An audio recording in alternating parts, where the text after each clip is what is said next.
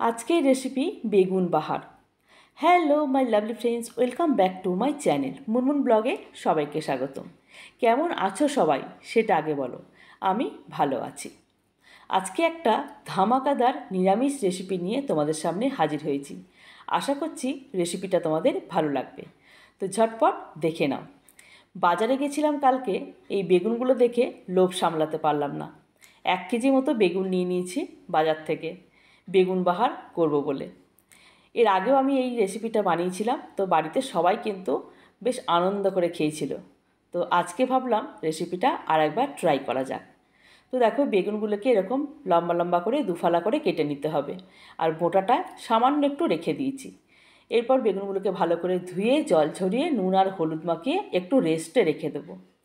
একটু রেস্টে রেখে দিলে বেগুনের থেকে যত জল আছে সব বেরিয়ে যাবে, আর ভাজার সময় কিন্তু তেলটাও খুব কম টানে। তো দেখো, ভালো করে তোমাদেরকে একটা মজার কথা বলছি। যখন আমি রান্নার ভিডিও করি, আমার মনে হয় আমি যেন ওটিতে ঢুকে মাইক্রো সার্জারি করছি। কি অবাক লাগলো শুনে? সত্যি গো। দাঁড়াও, আগে বলে নিই। কড়াইয়ের মধ্যে সর্ষের তেল দিয়ে দিয়েছি 4-5 কলা মতো। এরপর বেগুনগুলোকে আমি ভেজে নেব। আর যখন বেগুন ভাজবে তখন কিন্তু বেগুনটা এরকম উল্টে আগে ভাজবে। এই উল্টো পিঠটা আগে কড়াইয়ে দেবে, তাহলে কিন্তু তেলটা কম টানবে। চলো তারপর ফিরে আসি আমার কাহিনীতে। হ্যাঁ, যেটা বলছিলাম, মাইক্রো সার্জারির কথা। কেন বলো তো?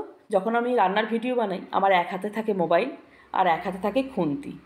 এবার কড়াইয়ের দিকে তাকালে মোবাইলটা নড়ে যায়, আর সেই কারণে আমি মোবাইলের দিকে তাকিয়ে রান্নাটা করি।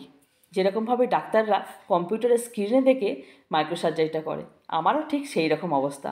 আমি মোবাইলের দিকে তাকিয়ে রান্না কমপ্লিট করি। তো চলো দেখো, বেগুনটা যখন ভাজছি তখন দেখতে পাচ্ছ বেগুনটা কীরকম মাঝখান থেকে ফেটে গেছে। এই বেগুনগুলো এতটাই সফট আর এত কচি বেগুনগুলো, যখনই ভাজি তখনই এরকম ফেটে যায়। মানে ভীষণ ভালো লাগে। আর তোমরা চাইলে কিন্তু এরকম গরম গরম ভাজাটাও কিন্তু গরম ভাতে বা খিচুড়ির সাথে খেতে পারো, দারুণ লাগবে। তো এক এক করে বেগুনগুলো আমি ভেজে নিচ্ছি। আর এইদিকে একটা মশলা রেডি করতে হবে বেগুন বাহারের জন্য। সেটা হচ্ছে গিয়ে একটুখানি নিয়ে নেব সর্ষে, আর একটু নিয়ে নেব পোস্ত, আর নেব 2টো কাঁচা লঙ্কা। তোমরা যে যেরকম ঝাল খাবে সে সেরকমভাবে লঙ্কাটা, মানে কাঁচা লঙ্কাটা ইউজ করতে পারো। তো আমি যেহেতু খুব বেশি ঝাল খাই না, তাই 2টো কাঁচা লঙ্কা নিয়েছি। এটাকে খুব ভালো একটা স্মুথ পেস্ট বানিয়ে নিতে হবে। দেখতেই পাচ্ছ পেস্ট বানিয়ে নিয়েছি। আর এদিকে আমার বেগুন ভাজাটাও কিন্তু কমপ্লিট হয়ে গেছে। ওই তেলের মধ্যে দিয়ে দেবো কালো জিরে ফোড়ন, আর দিয়ে দেবো 2টো কাঁচা লঙ্কা। 2টো কাঁচা লঙ্কা আমি অলরেডি বেটে নিয়েছি, আর 2টো কাঁচা লঙ্কা ফোড়নে দিলাম। এরপর ওই মশলাটা যেটা আমি বেটে রেখেছিলাম, সর্ষে পোস্তটা, সেটা এর মধ্যে দিয়ে একটু ভালো করে কষিয়ে নিচ্ছি। আর এই রান্নাটা করতে একদমই সময় লাগে না, অল্প সময়ে লোভনীয় একটা রেসিপি। এরপর এর মধ্যে যেগুলো আমি অ্যাড করব সেগুলো হচ্ছে গিয়ে একটু নুন আন্দাজ মতো, আর একটু টেস্ট বাড়ানোর জন্য দিয়ে দিচ্ছি 2-4 দানা মতো চিনি। তোমরা চাইলে চিনিটা কিন্তু স্কিপ করে যেতে পারো, আমার ভালো লাগে তাই একটু সামান্য দিলাম। এরপর এর মধ্যে দিয়ে দেবো 1 চুটকি মতো হলুদ, আর দেব কালারটা সুন্দর আসার জন্য কাশ্মীরি লাল। তো মোটামুটি আমার দেখো মশলাটা কষানো হয়ে গেছে। এরপর এর মধ্যে দিয়ে দেবো সামান্য একটু জল। অনেকেই বলে যার নেই কোনো গুণ সে হলো বেগুন। কথাটা কিন্তু একদম ভুল কথা।